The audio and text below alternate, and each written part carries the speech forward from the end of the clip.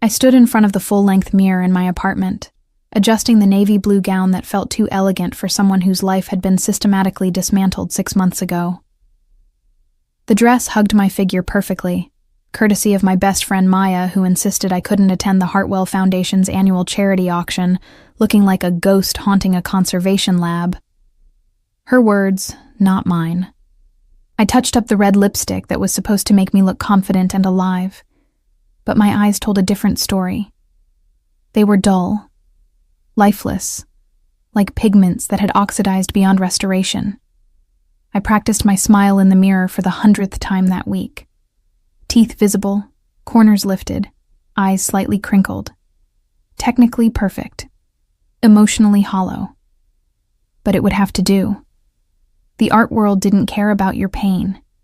It cared about your performance. The Hartwell Foundation Gala was being held at the Pemberton Estate, a sprawling mansion on the outskirts of the city that had been converted into a private event venue for the obscenely wealthy. I arrived fashionably late, which was actually just regular late because I'd spent 45 minutes in my car working up the courage to walk through those doors. The moment I stepped inside, I was assaulted by the familiar scent of old money, expensive perfume, aged wine, and that peculiar smell of desperation masked as philanthropy. Crystal chandeliers cast everything in a warm, forgiving light. String quartet music floated through the air like it was being painted by Monet himself. Everywhere I looked, I saw people I used to know, people who used to respect me, people who now whispered behind champagne flutes when I passed. 6 months ago, I was Iris Hale, the wunderkind of art restoration, the 37-year-old specialist who could bring destroyed masterpieces back from the dead. Museums flew me across continents. Private collectors paid obscene amounts for my expertise. I'd given a TED Talk about the ethics of restoration that had 3 million views. I was at the top of my field, working alongside my mentor, Professor Malcolm Winters, a man who'd taught me everything about seeing beyond the damage to the original intent of the artist. Then the scandal hit. 8 men, all connected to a sophisticated art forgery ring, had been using my restoration techniques to pass off fakes as authenticated pieces. They'd stolen my research, my methods, my reputation. Worse, they'd implicated Malcolm, suggesting he was complicit. The accusation alone killed him. He had a heart attack in his study, surrounded by the paintings he loved, 3 days after the first article ran. The police investigation cleared him posthumously, but the damage was done. My career was in ruins. The art world had turned its back on both of us. I grabbed a glass of champagne from a passing waiter and downed half of it immediately. Dutch courage, my grandmother used to call it. I needed all the courage I could manufacture tonight, because this gala was full of people who either pitied me or blamed me, or both. I spotted Marcus Doyle near the Baroque paintings, one of the 8 men who'd destroyed my life. He was laughing, actually laughing, with a group of collectors, completely unbothered by the fact that his forgery operation had stolen 5 years of my research and driven a good man to his grave. The police said they didn't have enough evidence. The district attorney said it was a complex white-collar case that would take years to build. Meanwhile, Marcus and his associates walked free, attended galas, and continued to operate in the shadows of the legitimate art world. I turned away before I did something stupid like throw my champagne in his face. That's when I felt it. The weight of being watched.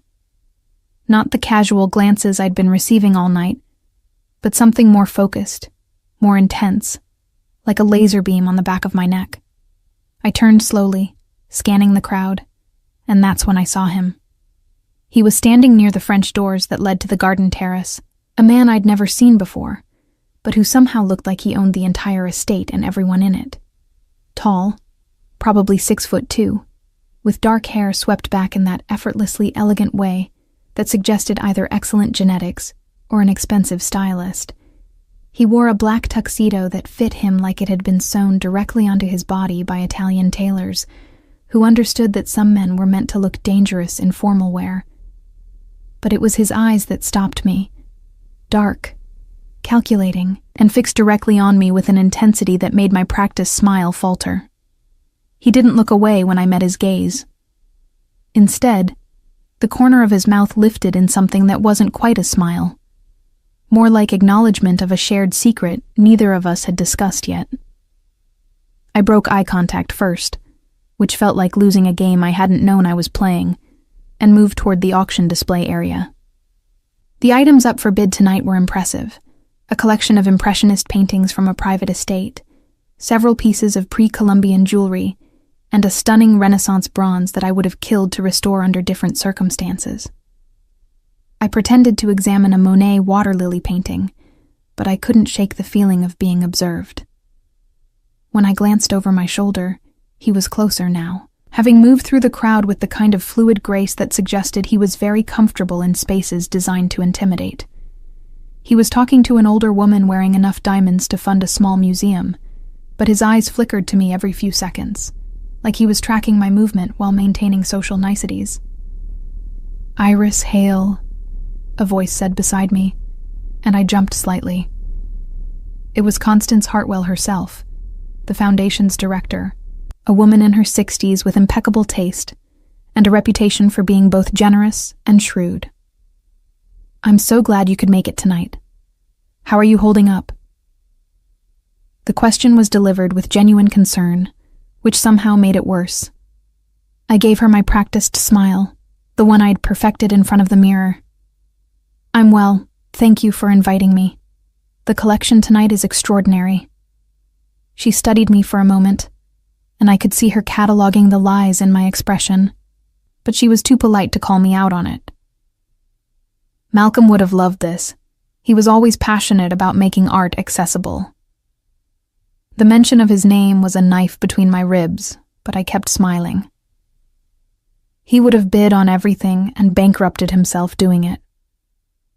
Constance laughed, squeezed my arm gently, and moved on to greet other guests. I was left standing alone again, clutching my champagne glass like it was the only thing tethering me to reality. That's when I felt a presence beside me, close enough that I could smell expensive cologne and something else, something darker like leather and smoke. "That smile doesn't reach your eyes." The voice was deep, measured, with a slight accent I couldn't quite place. British, maybe, but softened by time spent elsewhere. I turned and found myself face to face with the man who'd been watching me all night. Up close, he was even more striking. Sharp cheekbones, a jaw that could cut glass, and those dark eyes that seemed to see straight through the performance I'd been giving for the past 6 months. "Excuse me?" I said, trying to sound offended but mostly just surprised by his directness. "Your smile," he repeated, gesturing slightly toward my face with the whiskey glass in his hand. "It's technically perfect. Good muscle control, appropriate eye crinkling, but there's no joy behind it. Just practiced muscle memory. I'm curious what killed it. I should have walked away." This man was clearly dangerous in ways that had nothing to do with physical threat, and everything to do with the way he looked at people like they were puzzles to be solved. But 6 months of playing nice with police who did nothing, lawyers who were useless, and art world colleagues who abandoned me had left me tired of performing. "Why do you care?" I asked, taking a sip of champagne to steady myself. He smiled then, a real one that transformed his entire face from intimidating to devastating. "Because I've spent the last 30 minutes watching you move through this room like a ghost at your own funeral, and I find ghosts far more interesting than the living. Also because you look directly at Marcus Doyle with the kind of hatred that usually precedes either a brilliant revenge or a total breakdown, and I'd like to know which one I'm about to witness." The fact that he'd noticed, that he'd read the situation so accurately, should have frightened me. Instead, it felt like relief. Someone finally saw through the pretense. "You don't know me," I said, but it came out weaker than I intended. "No," he agreed, "but I know men like Doyle, parasites who build empires on other people's talent, and I know the look of someone who's been systematically destroyed by people who should be in prison but aren't because the system is designed to protect them." He paused, studying me with those unnerving dark eyes. So, I'll ask you again, and you have 3 seconds to decide if you're going to keep lying or tell me the truth. Who killed your smile, Iris Hale? The use of my name, which I hadn't given him, should have been a red flag. But I was so tired of carrying the weight alone, of pretending everything was fine when my entire life had been demolished. So I told him, not everything, not yet, but enough. 8 men, I said quietly, aware that we were in a public space where anyone could overhear. They stole years of my restoration research, used it to authenticate forgeries worth millions, and when the operation was exposed, they made sure the blame fell on me and my mentor, Malcolm Winters. Maybe you heard about him. He died of a heart attack 3 months ago, surrounded by accusations he never got to defend himself against. The man's expression didn't change, but something shifted in his eyes, a coldness that made the temperature around us drop several degrees. And these 8 men, they're all here tonight. I nodded toward Marcus. That's one of them. The others are scattered across the city, the country, living their lives like nothing happened. The police say they're building a case, but it's been 6 months and nothing. Meanwhile, I can't get work. Museums won't return my calls, and Malcolm's legacy is ruined. He was quiet for a long moment, swirling the whiskey in his glass thoughtfully. When he finally spoke, his voice was soft, but carried the weight of certainty. What if I told you I could make this right? Not legally, not through the courts that have already failed you, but in ways that are far more permanent and satisfying. I should have said no, should have walked away from this clearly dangerous man who was offering things that no legitimate person could deliver. But I was so tired of being good, of following rules that only applied to people like me, while men like Marcus Doyle operated with impunity. Who are you? I asked instead. He extended his hand, and when I took it, his grip was firm and warm. Adrian Kane. And I'm someone who solves problems that the legal system can't or won't address. I'm also someone who appreciates fine art, talented women, and the poetry of watching parasites get what they deserve. The gala continued around us, oblivious to the fact that I'd just shaken hands with a man who'd essentially offered to commit crimes on my behalf. Adrian Kane didn't elaborate on what making it right meant, and I didn't ask. Instead, he guided me toward the terrace with a hand barely touching the small of my back, a gesture that was simultaneously chivalrous and possessive. The cool night air hit my face, and I realized I'd been holding my breath inside the crowded ballroom. We weren't alone on the terrace. Several other guests were scattered around enjoying cigarettes and private conversations, but Adrian led me to a corner partially hidden by climbing roses that had been trained over a trellis. The string quartet music drifted out through the open doors, mingling with the sound of the fountain in the garden below. "Tell me about the 8 men," he said, leaning against the stone balustrade with casual elegance. "Not just what they did, but who they are. Names, locations, what makes them untouchable." I should have refused, should have made polite excuses and returned to the safety of the crowd. But standing there in the moonlight with a dangerous stranger who actually listened, actually cared about the details of my destruction, I found myself talking. I told him about Marcus Doyle, who ran a prestigious gallery in Soho and had connections with half the museum directors in the country. About Vincent Russo, who owned a restoration supply company and had used his access to my materials orders to replicate my techniques. About James Whitmore, the auction house specialist, who'd authenticated the forgeries using my stolen methodology. I listed all 8 names, their businesses, their addresses, everything I'd compiled during sleepless nights when grief and rage kept me staring at my ceiling. Adrian listened without interrupting, occasionally sipping his whiskey, his expression unreadable in the dim light. When I finished, he was quiet for a long moment, and I suddenly felt foolish for having revealed so much to a complete stranger. "I'm sorry," I said, wrapping my arms around myself against the evening chill. I don't know why I told you all of that. You must think I'm insane. He pushed off the balustrade and moved closer, near enough that I could see gold flecks in his dark eyes. I think you're someone who's been failed by every system meant to protect you.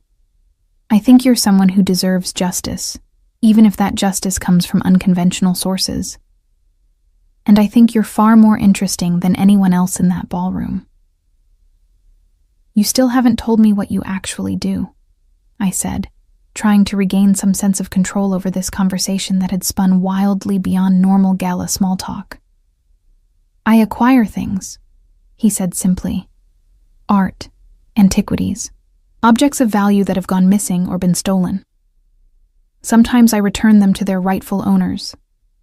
Sometimes I facilitate their movement to people who appreciate them more than those who originally possessed them. I operate in the spaces between legal and illegal, and I'm very good at what I do. The implication was clear. Adrian Kane was a criminal, probably a high-level art thief, definitely someone I should walk away from immediately. But he was also offering me something the police, the lawyers, and the entire justice system hadn't been able to deliver. Actual consequences for the men who'd destroyed my life. What would making this right look like? I asked, my voice barely above a whisper. He smiled, and it wasn't a nice smile. It was the smile of a predator who'd just spotted prey. That depends on what you want. If you want them scared, that's simple. If you want them ruined financially, that takes more time, but it's doable. If you want them to disappear. He let the sentence hang in the air between us, unfinished, but clear. I felt a thrill run through me that was equal parts terror and excitement. This man was offering me revenge, real revenge, not the symbolic kind where I wrote think pieces about the flaws in the art world or gave interviews about being a victim. He was offering me the kind of revenge that had weight and permanence. I want them to understand what they took from me, I said finally. I want them to feel the fear Malcolm felt when his life's work was questioned. I want them to lose sleep, to look over their shoulders, to know that their actions have consequences even if the law won't enforce them. Adrian's smile widened. That's a good answer. Specific enough to be actionable, vague enough to give me room to work. I can do that for you, Iris. In fact, I'd enjoy doing it. But I need you to understand something first. He moved even closer, close enough that I could feel the heat radiating off his body in the cool night air. Once I start, there's no going back. These men will know someone is coming for them, and they'll react. Some will run, some will fight. And when it's over, the landscape of your world will be different. You need to be sure this is what you want. I thought about Malcolm's funeral, the small crowd of people who'd shown up, how I'd stood in the rain watching them lower his casket into the ground, while Marcus Doyle and his associates were probably celebrating another successful sale. I thought about the sleepless nights, the panic attacks, the way I couldn't look at a painting anymore without seeing all the ways it could be forged, corrupted, destroyed. I thought about my practiced smile in the mirror and how empty I felt performing normalcy for a world that had abandoned me. I'm sure, I said. Adrian studied me for a long moment, and I had the sense he was making some kind of calculation, weighing risk against reward in ways I couldn't comprehend. Then he nodded. Good. In that case, consider it done. You'll start seeing results within a week. Don't ask me for details. Don't try to contact me. And for God's sake, don't talk to the police if they start asking questions. Can you do that? How will I know it's working? I asked. You'll know, he said simply. The men who killed your smile will start disappearing from your world, one by one. Some literally, some figuratively, but all of them permanently. And Iris? He reached out and tucked a strand of hair behind my ear in a gesture that was surprisingly intimate. When this is over, when you can finally breathe again, I'm going to ask you to dinner. And I want you to say yes. Before I could respond, he was gone, moving back through the terrace doors into the gala with the same fluid grace he'd exhibited all evening. I stood alone in the moonlight, my heart pounding, wondering what I'd just set in motion, and why the prospect of having dinner with a criminal felt less dangerous than the life I'd been living for the past 6 months. I stayed on the terrace for another 10 minutes, trying to process what had just happened. The rational part of my brain was screaming that I'd made a terrible mistake, that I'd just enlisted the help of someone who was probably going to make everything worse. But the exhausted, grief-stricken, angry part of me felt something I hadn't felt in months. Hope. Not the fragile, desperate hope that the police would suddenly become competent, or that the art world would magically forgive me. This was darker, sharper hope, the kind that came with teeth and claws, and the promise of blood. When I finally went back inside, the auction was in full swing. I watched from the back of the room as paintings and sculptures sold for astronomical amounts, money flowing freely among people who viewed art as investment rather than soul. Marcus Doyle won the bidding on a small Degas, looking pleased with himself as he accepted congratulations from his circle of sycophants. I wondered which of the 8 he'd be, the first to disappear or the last. I wondered if he'd see it coming. The rest of the evening passed in a blur. I made small talk, smiled my practice smile, and pretended to be the professional art restorer, who was definitely fine and absolutely not conspiring with a criminal mastermind I'd met 2 hours ago. When I finally made it back to my apartment around midnight, I collapsed on my couch, still wearing my gown, and stared at my phone. No calls, no messages, no evidence that the conversation on the terrace had even happened. I pulled up a search for Adrian Kane and found nothing. Well, not nothing. There were several Adrian Kanes in the world: a dentist in Ohio, a real estate agent in Florida, a professor of medieval literature in Scotland, but none that matched the man I'd met tonight. It was like he didn't exist, which probably meant he was very good at what he did. I changed out of my gown and into pajamas, washed off the carefully applied makeup, and stared at myself in the bathroom mirror. My face looked different somehow, like something had shifted beneath the surface. The practiced smile was gone, replaced by an expression I couldn't quite name. Anticipation, maybe. Or the beginning of transformation. I thought about what Adrian had said, about how I'd been moving through the gala like a ghost at my own funeral. He wasn't wrong. For 6 months, I'd been haunting my own life, going through the motions of existence without actually living. Maybe that was about to change. Maybe accepting help from someone who operated outside the law was exactly what I needed to start feeling human again. Or maybe I was justifying making a deal with the devil because I was too tired to keep fighting alone. Sleep didn't come easily that night. I kept replaying the conversation, analyzing every word, every gesture, trying to determine if Adrian Kane was genuine, or if I'd just been manipulated by someone with a different agenda. But every time I circled back to doubt, I remembered the way he'd looked at Marcus Doyle, the cold calculation in his eyes that promised consequences. Whatever Adrian's motivations were, I believed he would do what he'd promised. The question was whether I could live with what came next. I finally fell asleep around 3 a.m, and I dreamed of paintings that restored themselves, of forgeries burning in flames that didn't consume the originals, of Malcolm standing in his study smiling at me with approval that felt like blessing, or warning, or both. The first one disappeared on Tuesday morning. I was having coffee at my kitchen table, scrolling through Art World news on my tablet, when I saw the headline, "Prominent gallery owner Marcus Doyle missing, apartment found empty." I nearly dropped my coffee mug. The article was brief, stating that Doyle had failed to show up for an important client meeting. His gallery staff couldn't reach him, and when police checked his apartment, it appeared he'd left in a hurry. His passport was missing, his safe was empty, and his phone was going straight to voicemail. The article speculated about financial troubles or a personal crisis, but there was no mention of foul play, no evidence of a struggle, He'd simply vanished into thin air. I sat staring at the screen for a long moment, my heart racing. It had been exactly 5 days since the gala.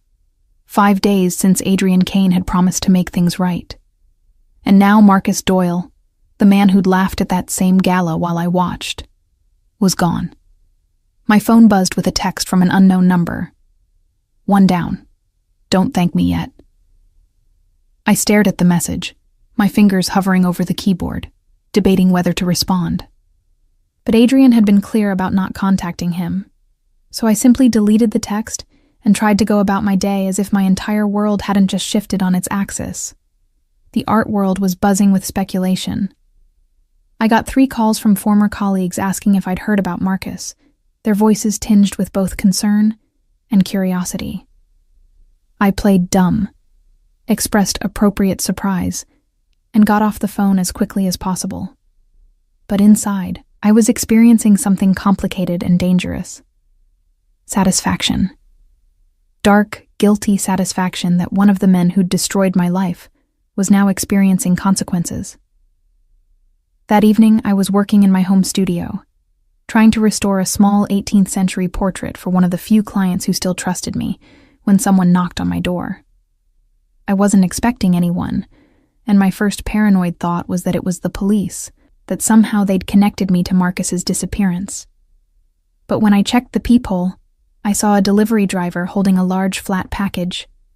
I opened the door cautiously. "Iris Hale?" the driver asked, checking his electronic tablet. "Yes," I confirmed, signing for the package even as my mind raced about what it could be. The driver left, and I carried the package to my studio, my hands shaking slightly as I carefully cut away the protective wrapping. Inside was a painting, and not just any painting. It was a small Dutch Golden Age still life, the kind of work that museums killed for, depicting a table laden with fruit, a half-peeled lemon, and a silver pitcher that seemed to glow with inner light. But what made me gasp was the signature in the corner. This was a real Jan van Huysum, a master whose works were worth millions. Tucked into the frame was a small card with neat handwriting, recovered from Monsieur Doyle's private collection. Apparently, he acquired it through less than legitimate means 5 years ago. I thought you might appreciate returning it to its rightful place, or keeping it. Dealer's choice.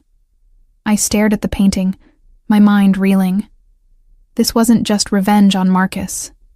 Adrian was returning stolen art, righting wrongs that went beyond just my personal grievance. The Van Huysum alone was worth at least $2 million, and Marcus had been sitting on it in his private collection, probably purchased with money from the forgery operation. I called the Davenport Museum, where the painting had been reported stolen in 2019, and spoke with their director, Caroline Chen, whom I'd worked with years ago. "Caroline, this is Iris Hale. I have something extraordinary to tell you." Within 3 hours, I was sitting in her office while authentication experts examined the Van Huysum with the kind of reverence usually reserved for religious relics. Caroline kept looking at me with questions in her eyes, questions about how I'd come to possess a stolen masterpiece worth millions. I stuck to the story I'd prepared. It had been delivered anonymously with a note suggesting I authenticate it and return it to its rightful owners. "But why you?" Caroline asked, her sharp eyes studying me. "Why would someone send this to you specifically?" I shrugged, trying to look as confused as she was. Maybe because of my reputation for restoration? Maybe because whoever took it from Doyle wanted it returned properly? It was a weak explanation, but Caroline was too excited about recovering the Van Huysum to press too hard. The museum announced the recovery the next morning, praising an anonymous source working with restoration specialist Iris Hale for returning the stolen masterpiece. My phone exploded with calls and messages. Suddenly, people who'd been avoiding me for months wanted to talk, wanted to know how I'd facilitated this incredible recovery. My name was in the art world news again, but this time in a positive context. It felt like oxygen after months of suffocating. The second disappearance happened on Friday. Vincent Russo, who owned the restoration supply company, failed to show up for a major trade convention in Chicago. His business partner told reporters that Vincent had received a threatening phone call 2 days earlier and seemed terrified, talking about leaving the country. By Saturday, confirmation came that Vincent had withdrawn his entire savings, packed a single suitcase, and boarded a flight to Buenos Aires. He'd effectively vanished, leaving his business, his apartment, and his life behind. I received another text from the unknown number. 2. The others are getting nervous. Watch the news next week. I was beginning to understand Adrian's method. He wasn't killing these men, at least not obviously. He was making them run, forcing them to abandon everything they'd built on the foundation of their crimes. It was elegant in its cruelty, making them choose exile over facing whatever consequences he'd promised. But more than that, each disappearance was shaking the art world, raising questions about the forgery operation, putting pressure on the remaining members of the group. Over the weekend, I received another package. This time it contained a complete dossier on the forgery operation, meticulously documented with transaction records, authentication certificates, and even recorded conversations between the 8 men discussing how to use my research. The accompanying note read, "Thought you might want to give this to someone who can actually do something with it. Suggest the FBI art crime team. They're more competent than local police." I stared at the documents, realizing Adrian had compiled evidence that would absolutely destroy the remaining 6 men if it ever became public. But rather than taking it straight to the authorities, he'd given it to me, letting me decide how to use it. I spent the entire weekend reading through the documents, feeling my anger crystallize into something colder and more focused. These men had been so arrogant, so confident in their immunity, that they'd documented everything. There were emails about disposing of Malcolm's credibility, conversations about how to redirect blame onto me, even jokes about how easy it was to manipulate the investigation. By Monday morning, I'd made my decision. I called Agent Sarah Morrison at the FBI art crime team, someone I'd worked with years ago on a recovery case. We met at a cafe in downtown, far from the art world's usual haunts. "I need to show you something," I said, sliding a USB drive across the table. "But first, you need to promise me that you'll actually follow through.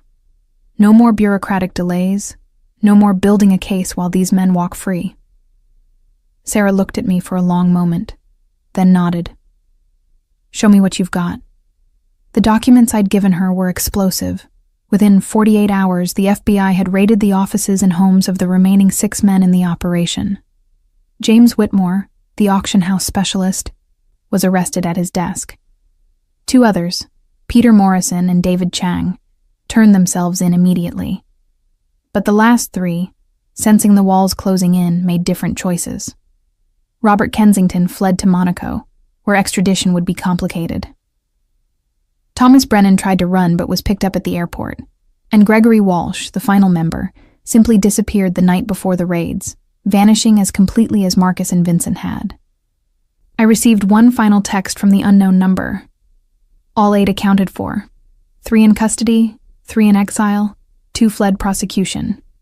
Your smile looks better already. Dinner on Friday. I'll send details. Don't even think about saying no. I found myself smiling. A real smile, for the first time in months. The FBI raids made national news. The forgery operation was exposed in detail, and Malcolm's name was finally, officially cleared. Museums issued statements. Auction houses apologized, and suddenly everyone wanted to talk about the injustice that had been done to both of us. My phone rang constantly with interview requests, job offers, invitations to speak at conferences. The art world's memory was conveniently short, and now that the truth was public, everyone wanted to be on the right side of history. I turned down most of the requests, but I did accept an invitation to give a lecture at Malcolm's former university, talking about ethics in restoration and the importance of protecting researchers from exploitation. Standing at that podium, looking out at students who reminded me of myself 20 years ago, I felt something shift in my chest. The weight I'd been carrying started to lift. That Friday evening, a car service arrived at my apartment at 7 o'clock sharp. The driver handed me a note. Thought you might enjoy a proper thank you dinner. Address is pre-programmed. Wear something that makes you feel powerful. I changed 3 times before settling on a black dress that was elegant without being overly formal, paired with the vintage emerald earrings Malcolm had given me when I completed my first major restoration. Looking at myself in the mirror, I realized my smile had changed. It wasn't the practiced empty expression I'd been wearing for months. There was life in it now, and something else too. Anticipation. The car took me to an address in the warehouse district, which seemed unusual for a dinner venue, until we pulled up to a converted industrial building with subtle lighting and a single unmarked door. The driver opened my door with a professional nod. Mr. Kane is expecting you on the top floor. I took the private elevator up, my heart beating faster with each floor we climbed. When the doors opened, I stepped into a space that took my breath away. The entire top floor had been converted into a private gallery and living space, with exposed brick walls, soaring ceilings, and track lighting that showcased an absolutely stunning collection of art. But these weren't just any paintings. Every piece I could see was a masterwork, the kind of thing that should be in major museums. A small Vermeer, a Caravaggio sketch, a Chinese scroll that had to be from the Tang dynasty, a bronze sculpture that I was almost certain was a lost Donatello. This was a fortune in art, and all of it probably stolen. Adrian stood near the floor-to-ceiling windows overlooking the city, wearing dark slacks and a white shirt with the sleeves rolled up, looking simultaneously relaxed and dangerous. "Welcome to my collection," he said, gesturing around the space. "I thought you'd appreciate seeing what I've been recovering over the years." I walked slowly through the room, my professional eye cataloging each piece while my moral compass spun wildly. "These should be in museums," I said, stopping in front of the Caravaggio. "Some of them," he agreed, coming to stand beside me. "And eventually, they will be. I acquire art that's been stolen or lost, keep it safe, study it, and then return it to appropriate institutions when the time is right. Think of me as a very private, very illegal temporary custodian." "That's not how the law sees it," I pointed out, though my voice lacked conviction. He smiled. "The law also failed to protect you, failed Malcolm, and would have let those 8 men continue operating indefinitely. I work in the spaces where the law is inadequate. He wasn't wrong, and that bothered me more than the stolen art surrounding us. Adrian had done in 2 weeks what the entire justice system couldn't do in 6 months. He'd returned stolen pieces, exposed criminals, and given me back something I thought I'd lost forever. The ability to breathe without carrying the weight of injustice. "Thank you," I said quietly. "For all of it." He moved closer, near enough that I could see the complexity in his dark eyes. Layers of intelligence and danger, and something that might have been loneliness. "Don't thank me yet. We're just getting started."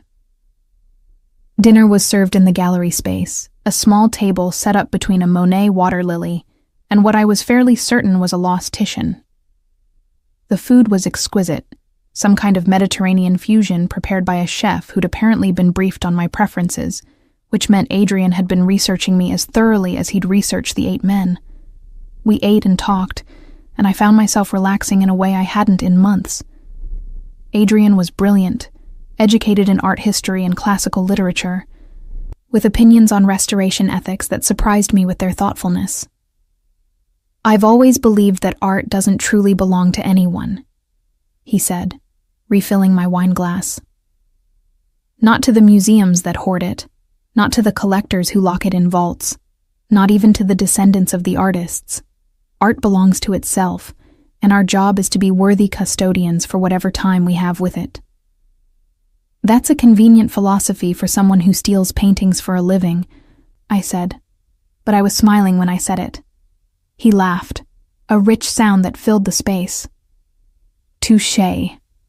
But tell me honestly, Iris, that Van Huysum that was sitting in Marcus Doyle's private collection Seen by no one, appreciated by no one, locked away as a status symbol. And now it's at the Davenport Museum, where thousands of people can experience it, where students can study it, where it can fulfill its purpose as art. Was I wrong to take it from him and give it to you? I wanted to say yes, wanted to maintain the moral high ground, but I couldn't. No, I admitted. You weren't wrong. But the fact that stealing can sometimes be the ethical choice doesn't make the stealing legal. Hence why I have excellent lawyers, he said dryly, and why I'm very careful about who I trust with knowledge of my operations. The conversation shifted to lighter topics: books we'd read, places we'd traveled, the strange intersection of beauty and commerce that defined the art world. I found myself laughing, actually laughing, telling stories about disastrous restoration projects and eccentric collectors. Adrian matched me story for story, describing elaborate heists and close calls with customs agents, painting a picture of a life lived entirely on the edge of legality. When dinner was finished, he led me to a sitting area arranged near the windows. The city lights spread below us like a constellation, and I felt suspended between worlds, between the legitimate art expert I'd been and something else I was becoming. "There's something I need to show you," Adrian said, his tone shifting to something more serious. He retrieved a leather portfolio from a nearby cabinet and handed it to me. "I recovered this from Gregory Walsh's storage unit before he disappeared. I think you need to see it." I opened the portfolio and felt my breath catch. Inside were dozens of pages from Malcolm's personal research journals, documents I'd thought were lost after his death. But these weren't just random pages.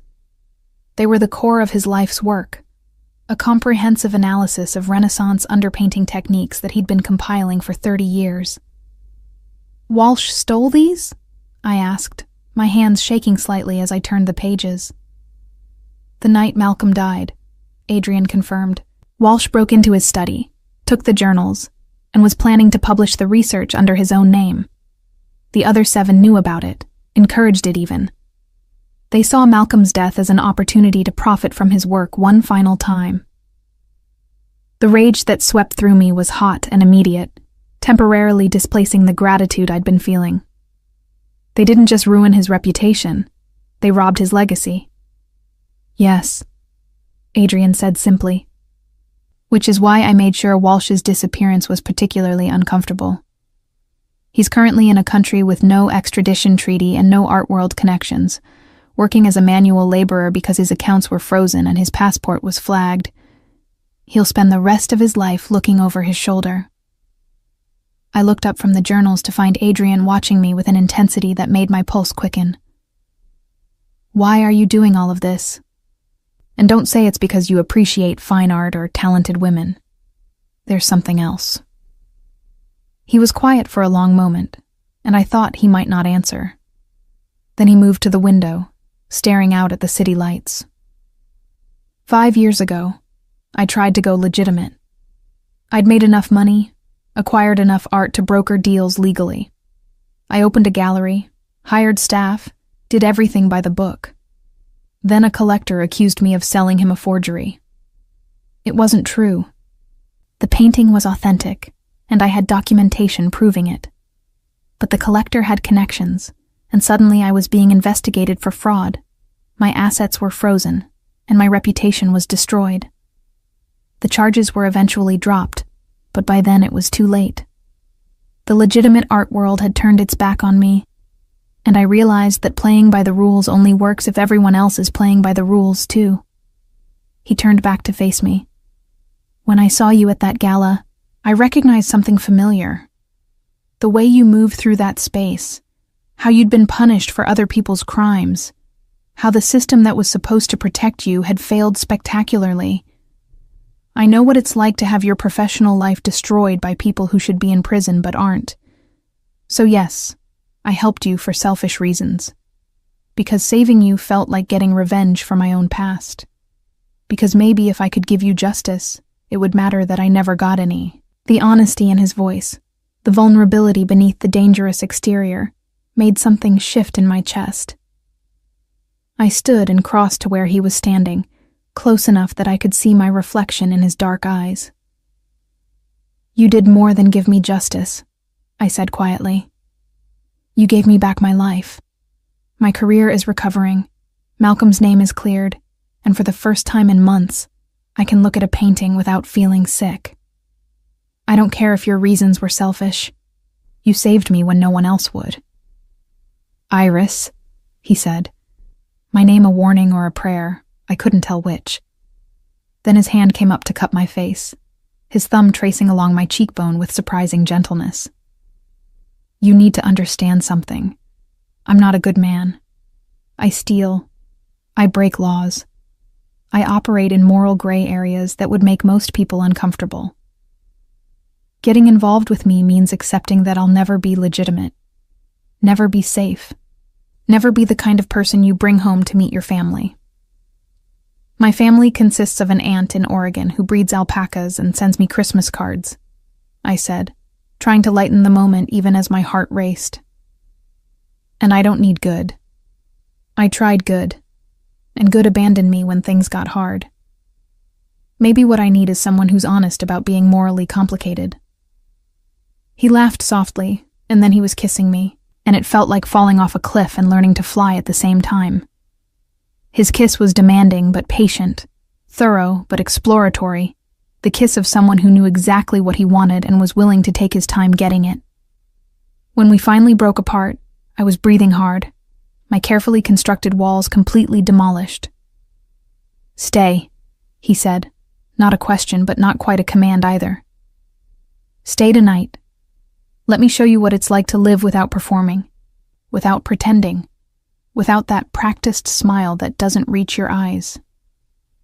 I should have said no, should have maintained professional distance, kept him at arm's length, protected myself from getting tangled up with a criminal no matter how attractive or helpful he'd been. But I was tired of should, tired of playing it safe in a world that hadn't kept me safe, tired of following rules that only seemed to apply to people like me.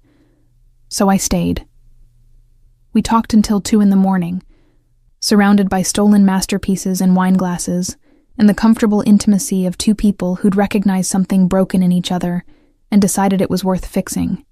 Adrian told me about growing up in London, about how his father had been a museum curator who taught him to see art as stories frozen in time. I told him about Malcolm, about the day I'd discovered restoration and felt like I'd found my purpose, about the panic attacks I'd been having since the scandal broke. When we finally moved to his bedroom, it felt natural, inevitable, like a painting finally revealing the image that had been hidden beneath layers of grime. He was attentive and intense, taking his time, mapping my body like it was a masterpiece he was studying for authentication.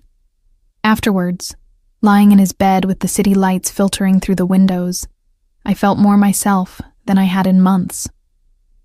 "This is probably a terrible idea," I said, my head on his chest, listening to his heartbeat. "Probably," he agreed, his fingers tracing patterns on my shoulder. "But the best art is always a little bit dangerous. It challenges, it disrupts. It makes you question everything you thought you knew. Why should love be any different?" "Who said anything about love?"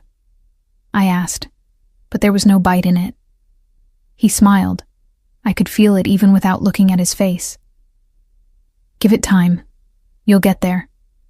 I woke the next morning to the smell of coffee and the sight of Adrian standing at the stove, making breakfast with the same focused intensity he brought to everything else. I borrowed one of his shirts and joined him, feeling simultaneously comfortable and terrified by how natural this felt.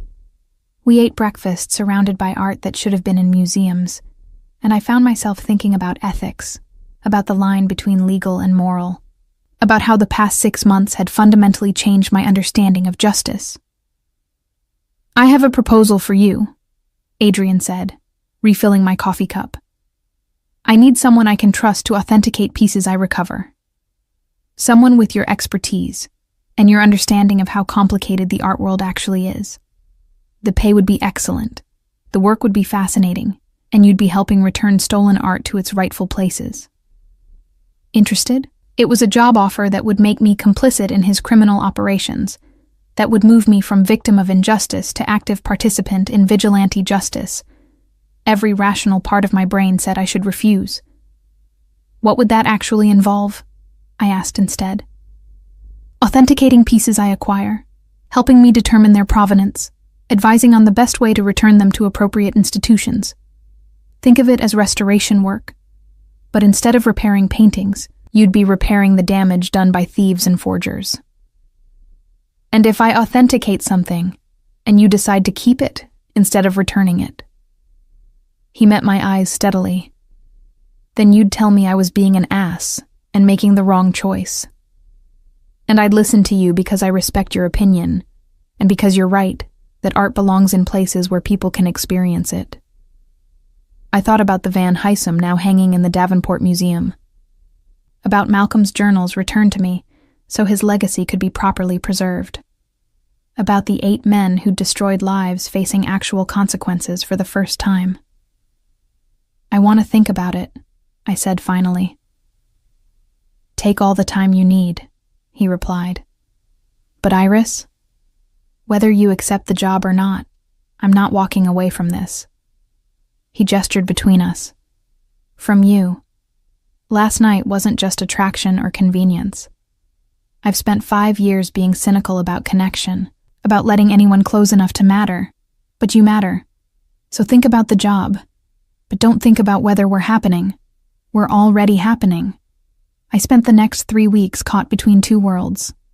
During the day, I was Iris Hale, legitimate art restoration specialist whose reputation was slowly recovering, thanks to the Van Huysum authentication and Malcolm's exoneration. I took on new clients, gave interviews about ethics in the art world, and started writing the comprehensive guide to restoration techniques that Malcolm had always wanted me to publish. At night, I was becoming someone else entirely. Someone who had drinks with a charming criminal in his gallery of stolen masterpieces. Someone who authenticated a Rembrandt sketch that Adrian had recovered from a corrupt collector in Moscow. Someone who was falling dangerously in love with a man who solved problems by making people disappear. The art world gossip machine eventually connected me to Adrian, though no one knew the full extent of our relationship or his activities.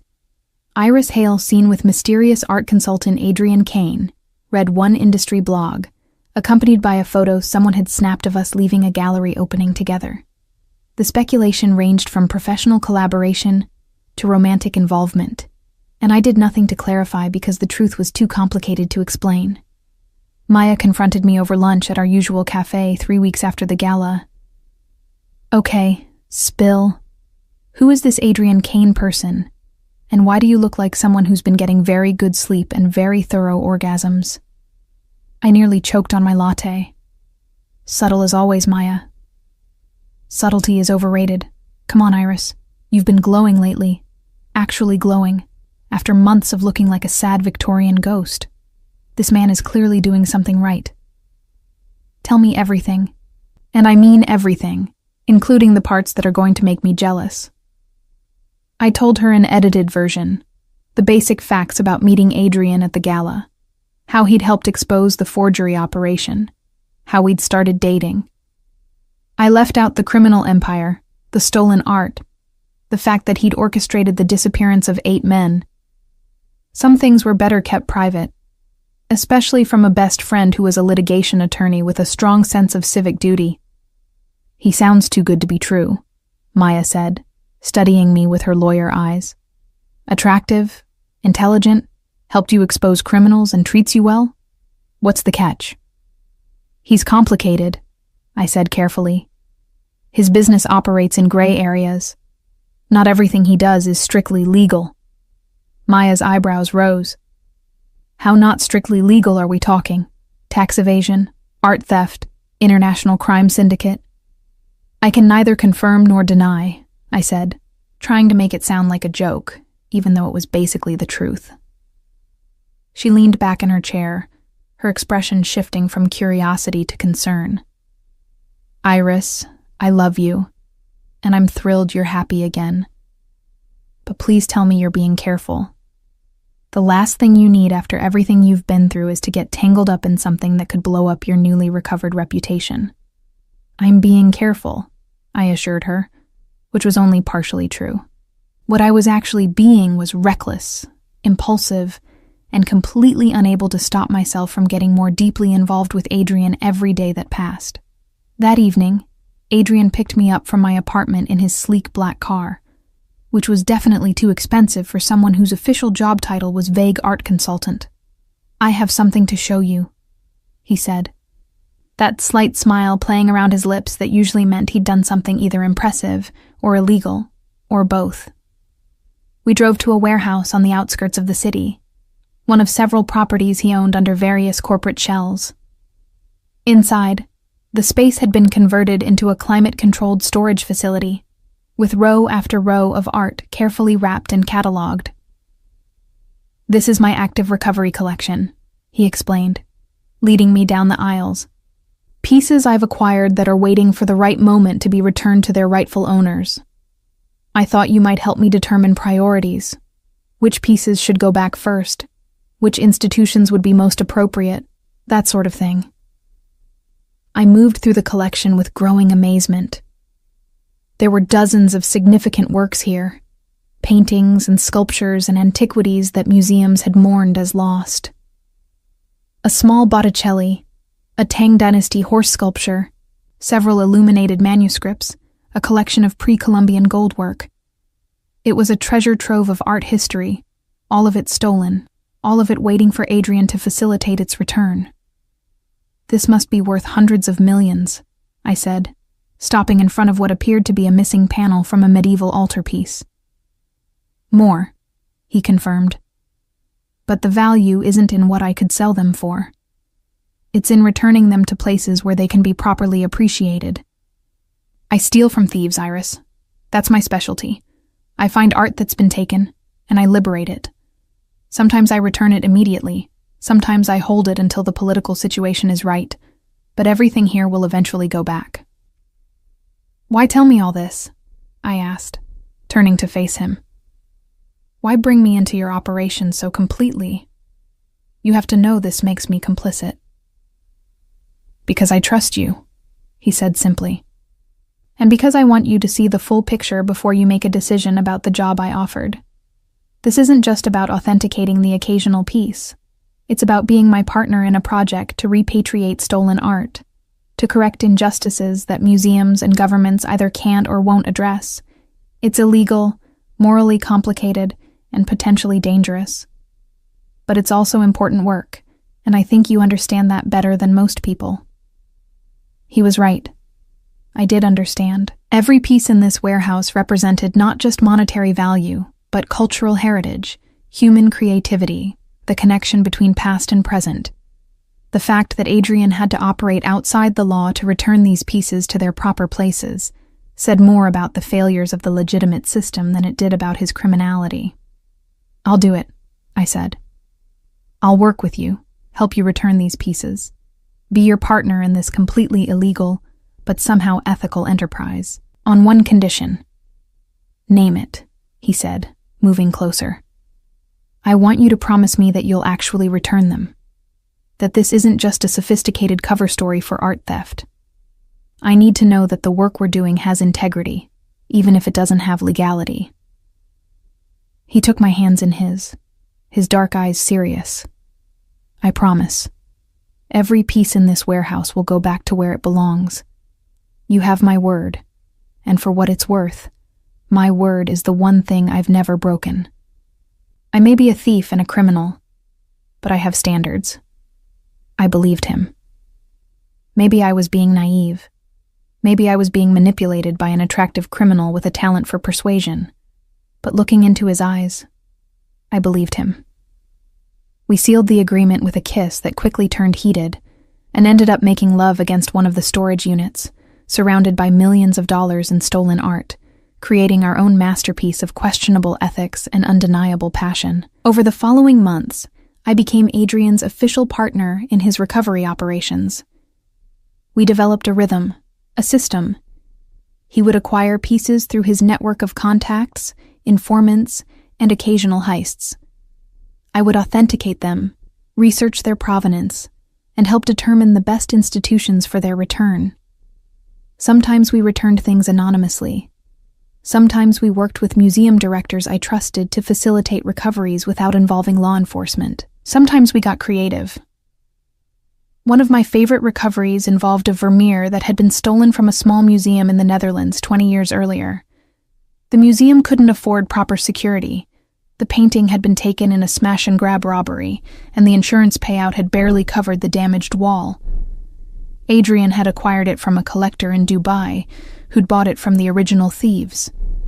Instead of just returning it, we orchestrated an elaborate discovery where I was invited to authenticate a possibly fake Vermeer that had mysteriously appeared in a storage locker. I confirmed it as authentic. The museum got their painting back with international press coverage that boosted their profile, and Adrian and I celebrated with champagne in his gallery. "We're getting good at this," I said, curled up on his couch with a glass of expensive wine. "Maybe too good. I'm starting to enjoy the criminality a little too much." He laughed, pulling me closer. "There are worse addictions than ethical theft and righteous recovery. Besides, you're not enjoying the criminality. You're enjoying the justice. Big difference." Life fell into a pattern that was equal parts exhilarating and terrifying. I maintained my legitimate restoration practice, taking on high-profile projects that continued to rebuild my professional reputation. But my real passion was the work I did with Adrian, the recovery operations that returned cultural heritage to its proper places. We traveled together, ostensibly for art consultations, but actually to acquire and return pieces. We attended galas and openings, networking with collectors and curators who had no idea they were talking to one of the world's most successful art thieves. We became partners in every sense of the word, professional and personal, building something that existed outside normal definitions of legality or morality. 6 months after the gala where we'd first met, Adrian received intelligence about a major score. Someone in his network had information about a Caravaggio that had been stolen from a church in Italy 50 years ago. The painting, the Nativity with St. Francis and St. Lawrence, was one of the world's most wanted missing artworks, valued at over $20 million. The current owner was a Russian oligarch with connections to organized crime, and acquiring it would require planning, resources, and considerable risk. "This could be the biggest recovery we've attempted," Adrian said, spreading intelligence reports across his desk. "It's also the most dangerous. If we're caught, there's no explaining this away as a misunderstanding. We'd both go to prison." I studied the reports, the photographs of the Caravaggio, the details about the oligarch's security systems. "When do we leave for Moscow?" I asked. He looked at me for a long moment. "You understand what you're agreeing to. This isn't just authenticating a piece after I've acquired it. This is active participation in theft, international crime, the works. No more plausible deniability." "I crossed that line months ago," I said. "Besides, this painting belongs in that church in Italy, where normal people can see it, not locked in some oligarch's mansion as a status symbol. We're not stealing it. We're liberating it." "You're starting to sound like me," he said, but he was smiling. "That's probably a bad sign. Or a sign that I've finally figured out who I am," I countered. "Someone who understands that justice doesn't always wear a black robe and sit behind a bench. Sometimes justice wears a black turtleneck and breaks into vaults to return stolen art." We spent 2 weeks planning the Moscow operation. Adrian's contacts provided intelligence about the oligarch's security systems, guard rotations, and travel schedules. I researched the Caravaggio's condition, prepared the materials we'd need to safely transport it, and studied the provenance documentation to ensure we were recovering the real painting and not one of the several forgeries that had surfaced over the years. The night before we left for Moscow, we had dinner at Adrian's gallery, surrounded by the art we'd recovered together. "Are you scared?"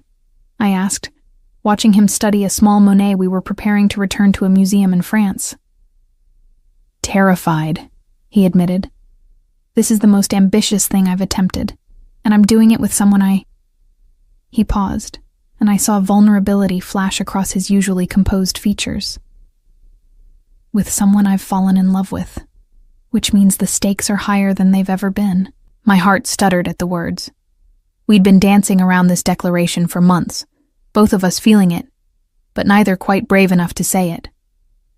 I love you too, I said quietly, which is probably insane given that you're a criminal and I'm complicit in your crimes, and this entire situation is ethically complicated and potentially disastrous.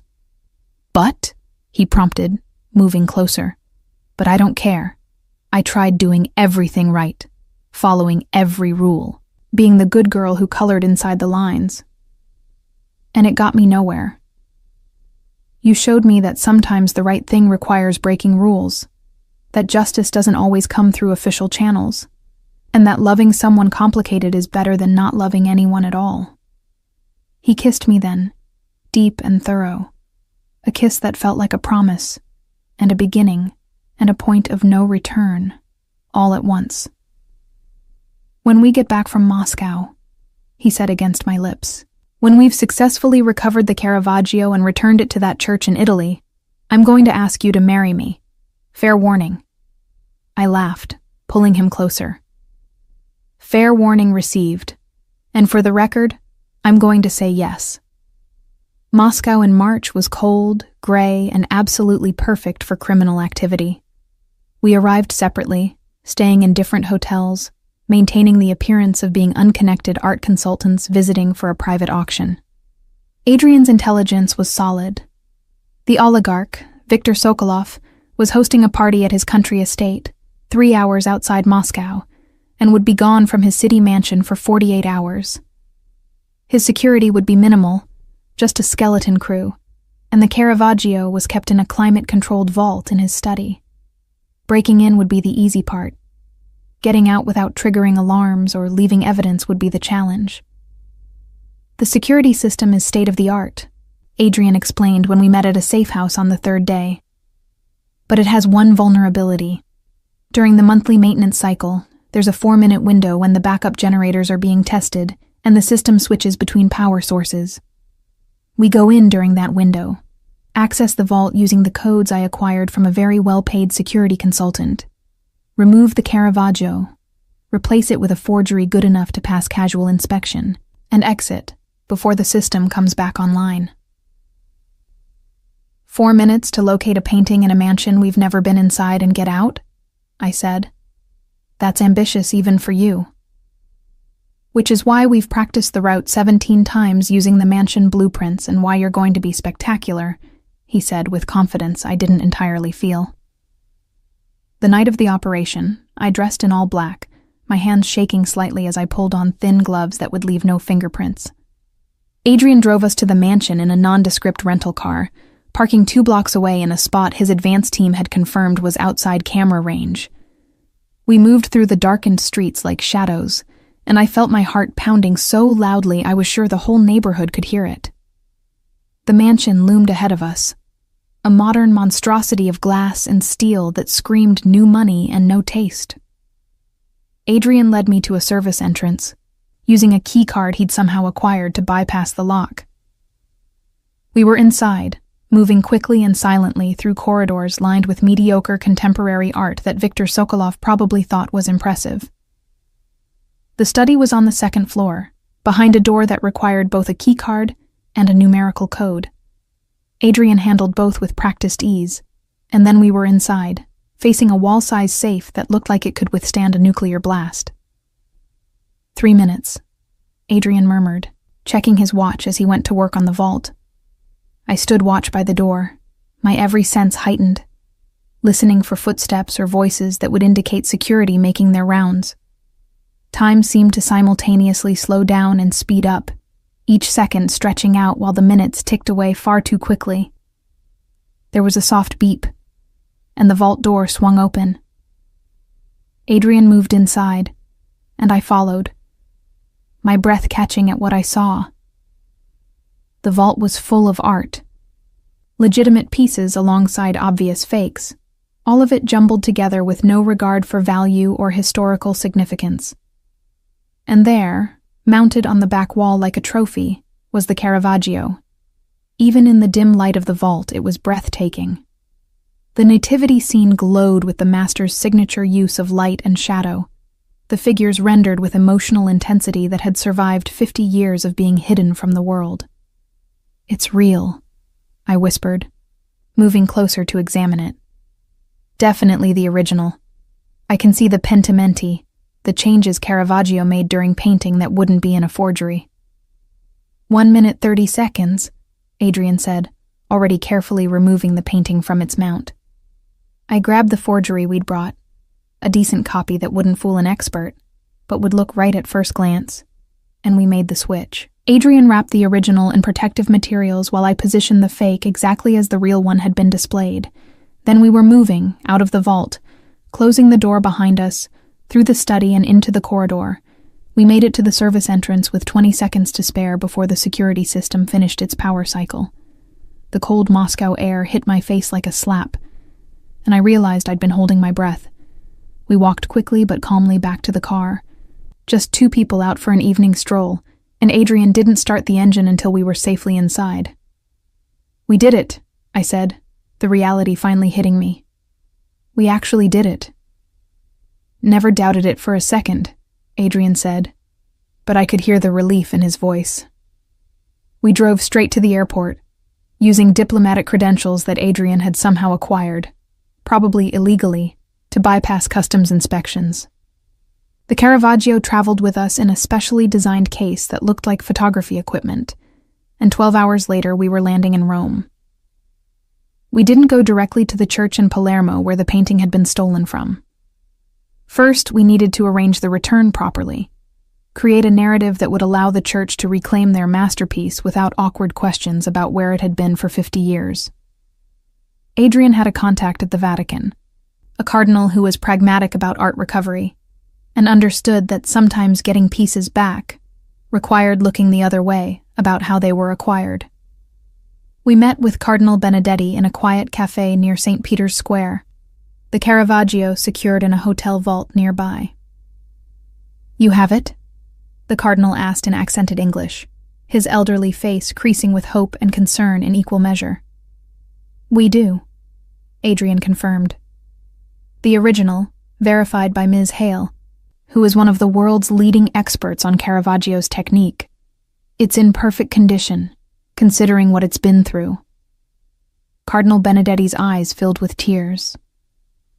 The parish in Palermo never stopped mourning this loss. To have it returned after 50 years, it will be like a miracle. "We need the return to be handled delicately," I said. "Anonymous donation. No questions about where it's been. No investigation that might prevent its return." The cardinal nodded slowly. "I understand. Sometimes God works through mysterious channels. The church is grateful to these mysterious channels." We arranged for the painting to be discovered in a storage room at a Vatican facility, misfiled for decades, a bureaucratic miracle that allowed it to be returned to Palermo without complicated questions.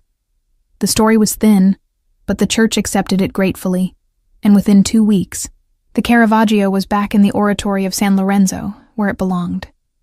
The international press coverage was enormous. Art experts celebrated the recovery. The parish in Palermo held a festival, and Adrian and I watched the news coverage from his gallery, drinking champagne and basking in the knowledge that we'd returned something irreplaceable to the world. "That was incredible," I said, curled up against him on the couch. "Terrifying and probably shortened my lifespan by a few years, but incredible." "Ready for the next one?" he asked, that familiar mischief in his eyes. "Always," I said, and meant it. Over the next year, we recovered and returned 17 more significant pieces. A Klimt from Austria, a collection of antiquities from Egypt, several old master drawings from private collections that had no right to own them. Each recovery felt like an act of justice, a small correction in a world full of theft and exploitation. My legitimate restoration practice thrived alongside the criminal enterprise.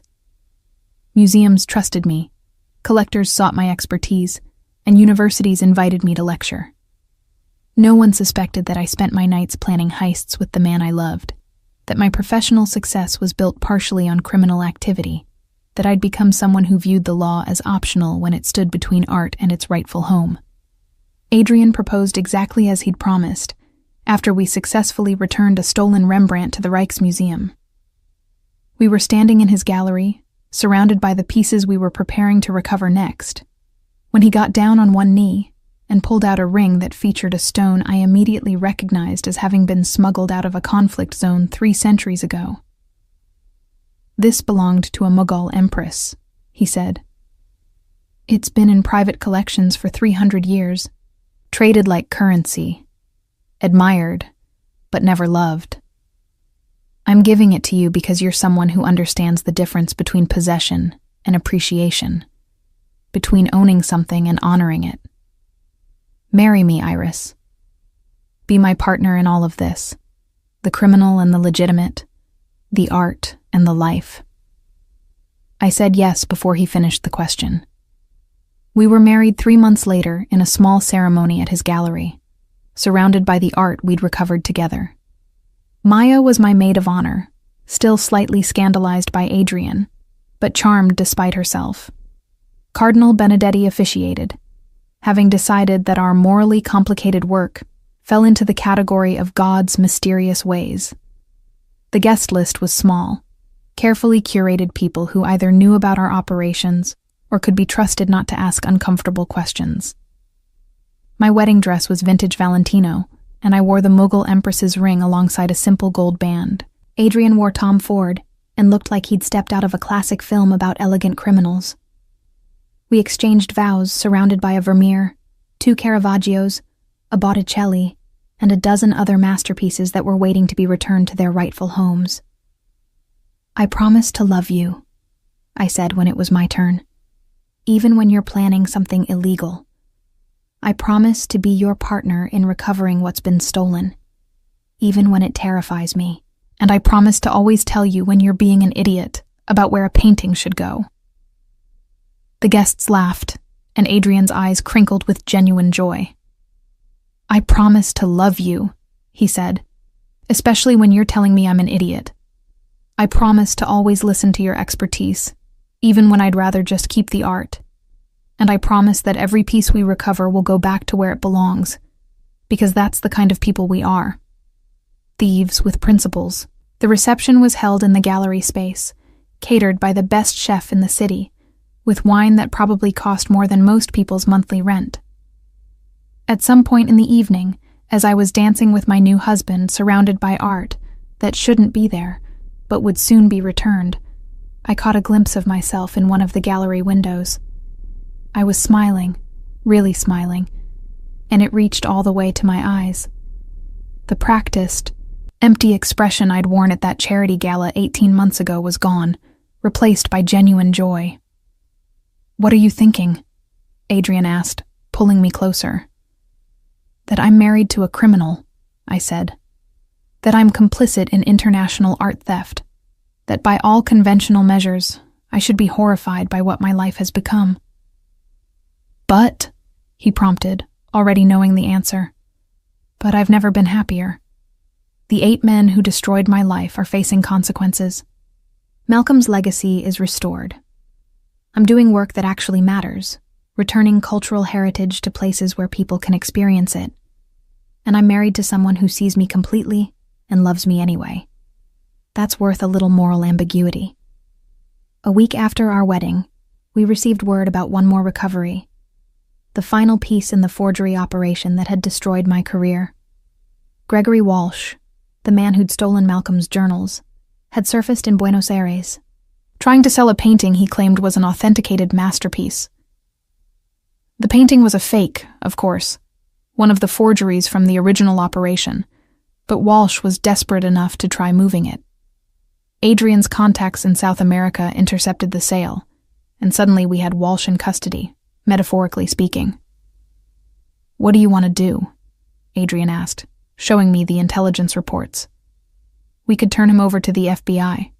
We could make him disappear like the others. Or we could do something more creative." I thought about it for a long time. Walsh was the last of the 8, the one who'd added insult to injury by stealing Malcolm's life's work. Part of me wanted revenge, wanted to see him suffer as Malcolm had suffered. But another part, the part that had been healed by Adrian's love and our shared work, wanted something different. "Let's return the journals," I said finally. "Let's arrange for Malcolm's complete research to be published posthumously, with full credit to him and acknowledgement of how brilliant his work was. Let's make sure his legacy is so thoroughly restored that Walsh's attempted theft becomes a footnote in the story of a great scholar. That's the best revenge." Adrian smiled, the kind of smile that said I'd made exactly the right choice. "I love you," he said simply. "I love who you are and who you're becoming." 6 months later, the complete restoration journals of Malcolm Winters was published by a prestigious academic press.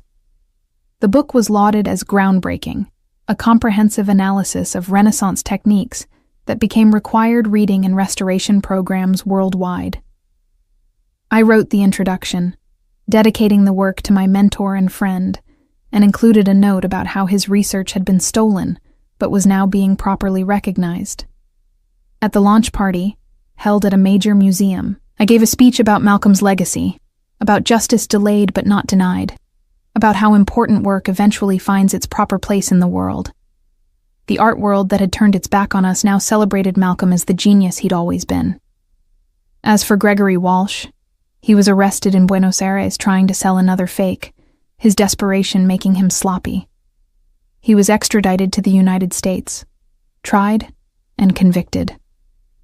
The last I heard, he was serving a 15-year sentence, plenty of time to think about the consequences of stealing from better people. My life now exists in the space between legal and moral, between conventional and extraordinary. I run a successful restoration practice, publish papers, give lectures, everything that makes me legitimate in the art world's eyes.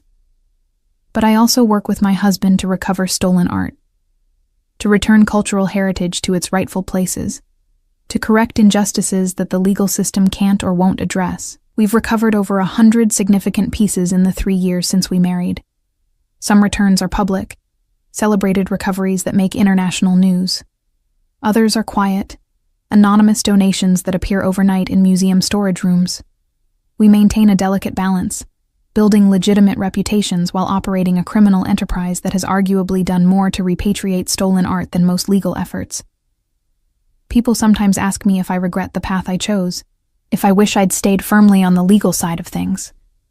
I tell them about the Caravaggio hanging in that church in Palermo, about Malcolm's journals being studied by students worldwide, about the hundreds of thousands of people who've experienced art that would have remained locked in private vaults if not for our work. Adrian was right that night at the gala when he asked who killed my smile. 8 men had killed it, along with a legal system that failed to protect people like me and Malcolm. But he was also the one who brought it back, who showed me that justice doesn't always wear a black robe, that love can be morally complicated and still be real, that sometimes breaking the rules is the most ethical choice available. I'm Iris Kane now, married to a brilliant criminal, complicit in international art theft, and happier than I ever imagined possible. My smile reaches my eyes again, not because I'm pretending or performing, but because I'm finally living a life that feels true.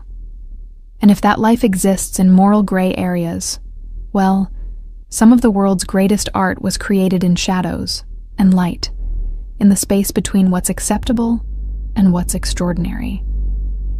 We live there now, Adrian and I, in that space between, stealing from thieves, returning what was taken, loving each other with an intensity that doesn't apologize for its complications. They say that restoration is about revealing the original intent of the artist, about removing damage to show what was always meant to be. Maybe that's what Adrian did for me. Maybe he restored me to the person I was always meant to become.